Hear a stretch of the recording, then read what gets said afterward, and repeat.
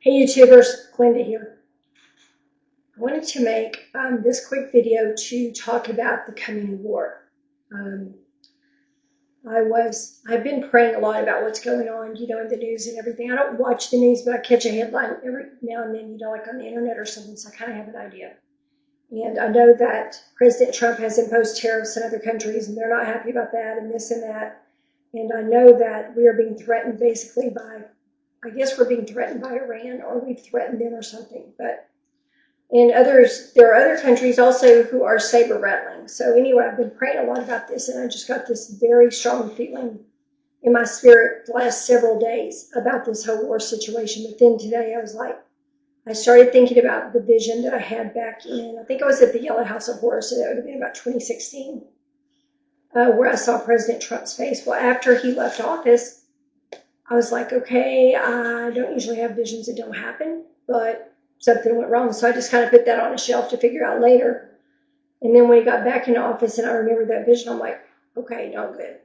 But now with everything else that's going on, it's really not good. So what I want to do is I want to talk about the coming war. And I want to review some of the things he's told us in the messages and some of the things I've been shown. And I'll leave it to you to put the pieces together. I'm not going to say, okay, we're going to go to war next week. I don't have any idea. I do know we are going to be at war because God has told us for years, many years since, I don't know how far back, that war would come to America's soil and we would be at war. But I believe that the war he's talking about is the last great war. Like this is World War III. So I want to reiterate to you a couple of different things. One, keep your loved ones very close to you because they may be taken from you suddenly. And you may not get another chance to say, I'm sorry, or I love you, or whatever.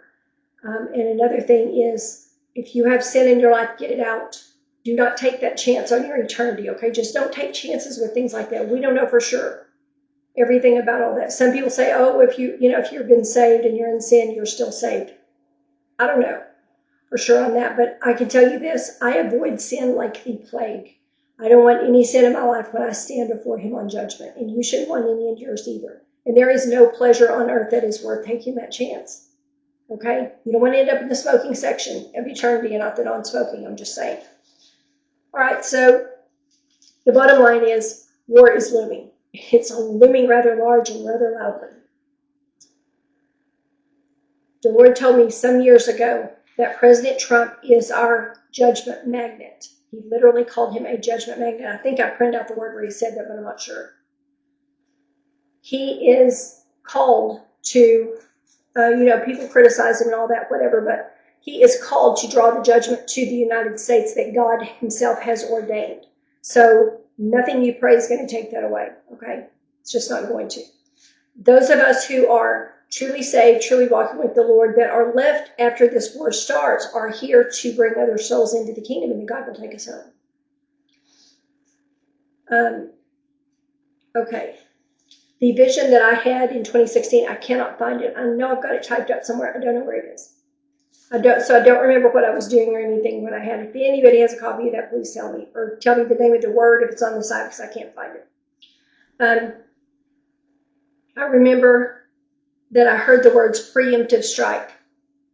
And I knew, as soon as it came up in my spirit, I knew that we had not fired on someone else, but someone else had fired on us. They thought we were going to attack them, so they had fired on us first.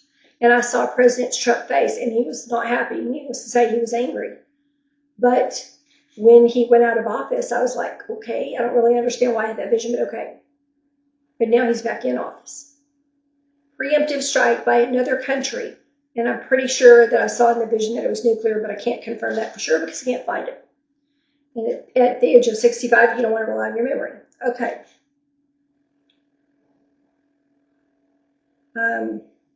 There are a lot of nations right now. There are some other large nations that really dislike us right now, or maybe even hate us. They definitely resent the tariffs and things that are going on because that affects their economy. So they're all upset, which is not a good thing.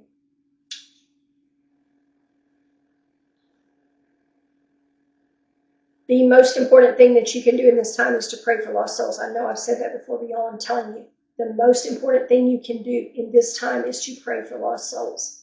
If you want to have favor with God, if you want him to be like this, Johnny on the spot, when you ask him for something, give him some of your time. Pray.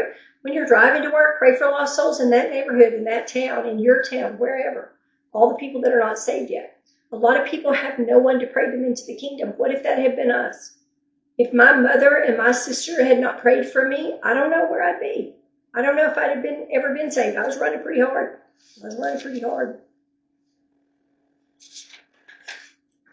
Oops, I don't know where the rest of my stuff went. Y'all hang on. I've got real unorganized notes. I just was making notes as I was seeing my spirit what I wanted to talk to you about. And they're not really wonderfully organized. Okay, I'm going to read you these words that I printed out because I went through and picked out very specific ones based on what he had told me, things he's told me over the years, and things he's shown me. Okay, this one is dated October 12, 2018. It's called Time is Running Out. I was praying for President Trump and for America in the wee hours of that Friday morning, and as I prayed, I began to hear in the spirit tick-tock, tick-tock. It was like a clock. And I could literally hear the ticking of a loud clock like you hear in clocks that have a second hand.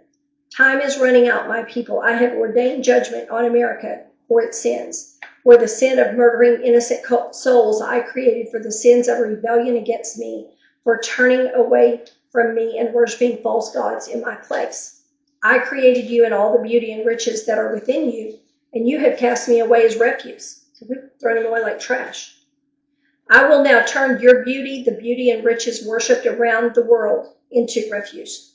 You will rise no more, America. You will fall in disgrace, though my remnant will remain for a time to lead souls into my kingdom. Them I will endow with spiritual gifts to survive and even thrive as they lead the lost to me in a time of persecution such as never before been seen in your land. Say goodbye to your beauty and your riches, America, for you have incurred my wrath and you shall have it. Time is running out. That's a very severe and very sobering word, in my opinion. Okay, this word is called a call to intimacy. It's dated January 1st, 2018. Y'all, please take these words to heart, please. He told us these things for a reason. We live in a time that is unlike any before. We are so close to going home. That's the good news. We are so close to going home. And he's going to take care of us through all this. Yeah, it'll be ugly. It won't be pretty. We'll be grief-stricken, but he will be with us, and he will take care of us, and he will provide for us when nobody around us has anything. This is a call to intimacy. Beware, my people, for the intensity of the time you live in is increasing daily. Now, we can all feel that. When the events culminate to a certain point, it will increase suddenly, exponentially. When this happens, your choices will be very limited, and many of my people will not survive. I don't know what he meant by that. I tell you these things that you may prepare by knowing me more intimately than ever before. If you know me intimately, I am able to help you in these times I tell you of. If you do not know me this way, your faith will not sustain you in them, for they will be dire indeed. Plans have been made by those who are privileged, those who have power, and those with special advantages to make changes according to their liking.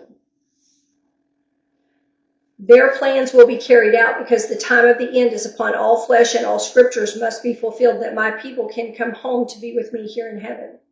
The people making these plans are against me. They are against my people. They are against my word. They will usher in my enemy. And I think he means the Antichrist. That's what I felt.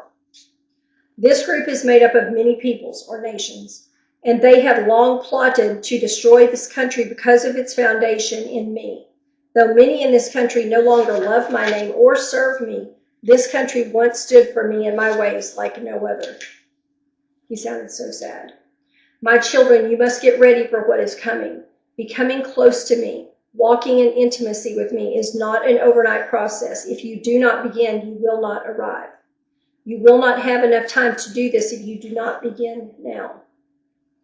This year will bring many changes for my people and many opportunities for those who do evil against them.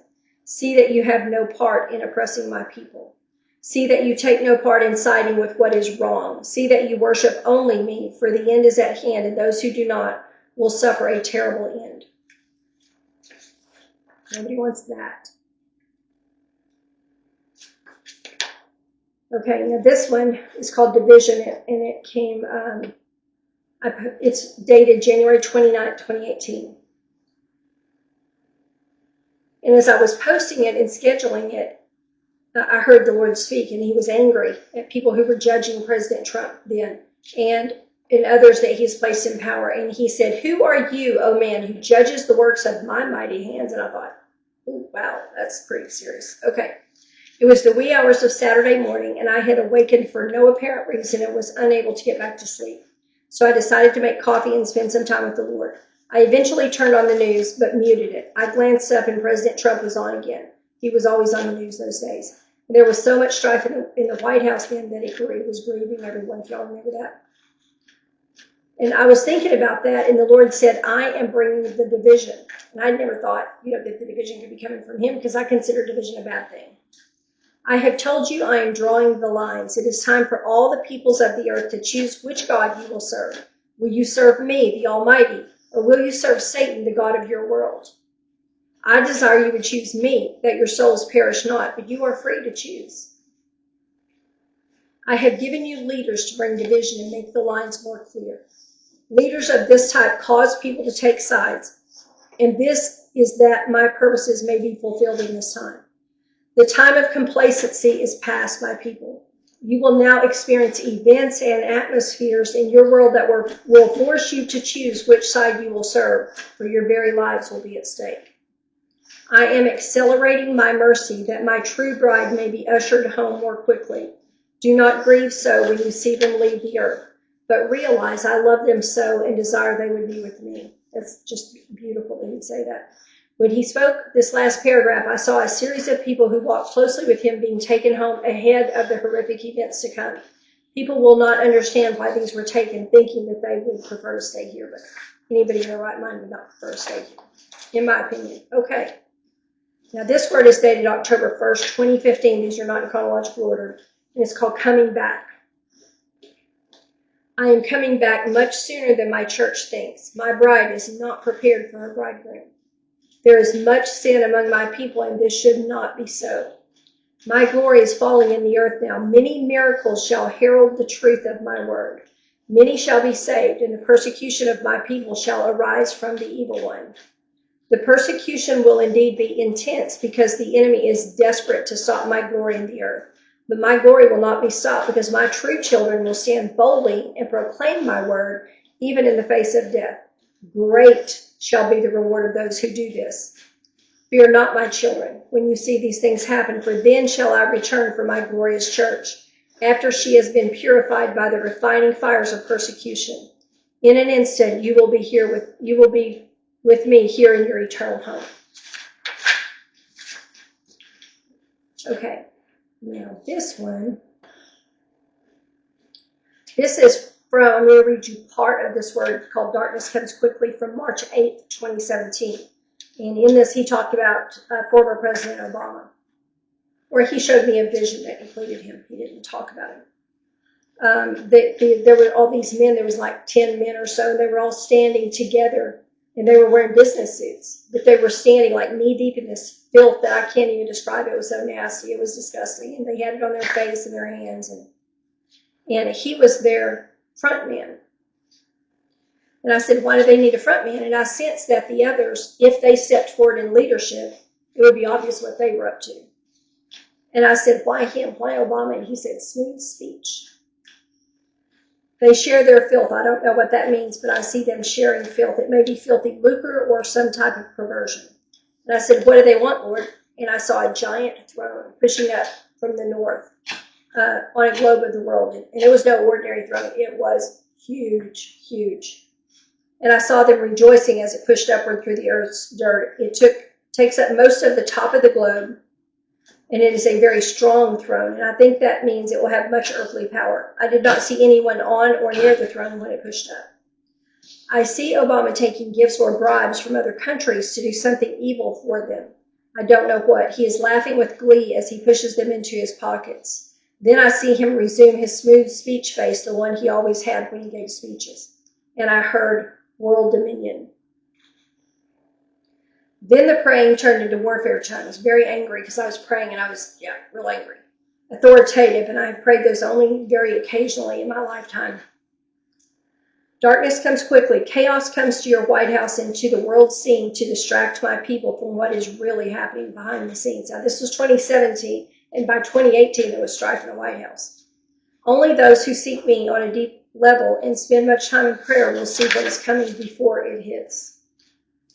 There are filthy abominations in high places, and they conspire against you, my saints. They conspire to remove me and my word from the world you live in. They will stop at no lengths to do this. Their desire is to issue an edict of punishment by death for all Christians, and they plan to do this. Now they seek the power to take over all things. Their plan of destruction will make this power possible, for they will hold the keys when the destruction comes. Human life has no value to them, for they live above it, and it comes quickly. They plan to attack in ways that appear to be someone else and bring war to the earth. Y'all hear that? It will spread quickly when it happens. Much anger and hatred abounds between peoples, and they will not hesitate to strike back at these attacks. And at that point, I saw Obama making a smooth speech and acting innocent and concerned when it happens. But he's actually the front man for the whole group. But he had a second face on the back of his head, and it was laughing an evil laugh, and I saw all the dark men laughing together in secret. Spiritual darkness will cover the earth when this happens, my children. Darkness comes, and it comes quickly. Spiritual darkness is everything. Okay. November 20th, 2019. Those I call home. Many of my children grieve now over loved ones being taken into eternity. Those I am calling home now are the compassionate ones who had unforgiveness to work out or other work for me to complete before being taken. I will take many in quick succession as my judgments are about to begin, and I do not desire they would see the evil to come, as these I call home to me have served me well in the earth. Let not your hearts be troubled, my children, neither let them be afraid, for I am coming back soon, and all of what was written must now come to pass. You can find any of these words for anyone that doesn't know at wingsofprophecy.blogspot.com. Go to the search box and put in the title of the word. I'll try to list down below links and put links on them. February 12th, 2018, a terrible end. I was watching an early morning weather report when a commercial came on. I remember where I was. I think I was in the Yellow House of Horrors when this happened, showing a normal American family home in nighttime. And then I saw a missile. Or I was in Arkansas. Lord, is this you showing me what is coming? And in the time of the attack you are seeing, my child, much destruction descends quickly from the night sky. Many souls will be lost with no warning beforehand. No warning, y'all. No warning. This is why we have to pray. These people are going to go to bed one night, and they're going to wake up in hell. I saw married couples fighting and yelling unkind words at each other. I saw a mother fighting with her teenage daughter who was rebelling. I saw a single mother at a club, her children at home with a babysitter. I saw brothers who were not speaking because of harsh words and misunderstanding, all as the missile descended. My people who do not walk in my ways shall be caught in their sin when this attack comes. Many will be taken who have long been out of my presence. Many souls will be lost who have not submitted to my refining, who have not allowed me to relieve them of their sins. So many souls that will go into hell on this night that is coming. And I saw people that had gone to bed and, gone to sleep without even thinking about God at all. Not even giving him a thought, never to awaken again. And I saw a man working late in his office, and he was thinking about a lot of things, but none about God. Tell my people to let me into their hearts and allow me to do the necessary work to save them from this fate. I desire they would not perish. I desire they would not walk with the enemy while calling themselves by my name. For I shall not hold them guiltless that do this. Tell them. Tell them I desire they would spend more time with me, that they would come into my presence and worship me, that I may know them, and they may avoid this terrible end. Okay. Now, before I run out of recording time, it's going to be in a few minutes, I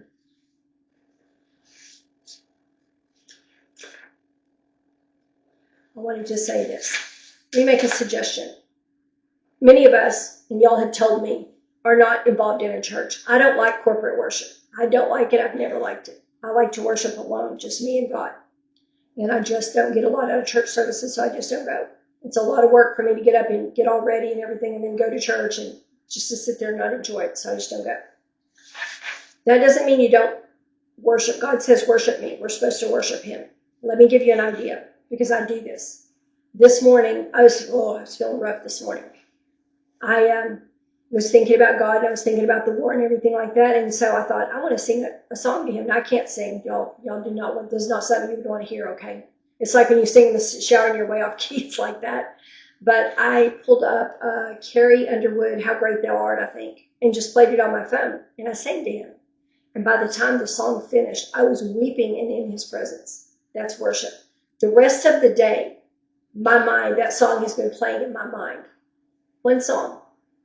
Give him one song of worship. Sing one song to him in the car when you're driving to work. Sing one song when you're in the bathroom getting ready. One song.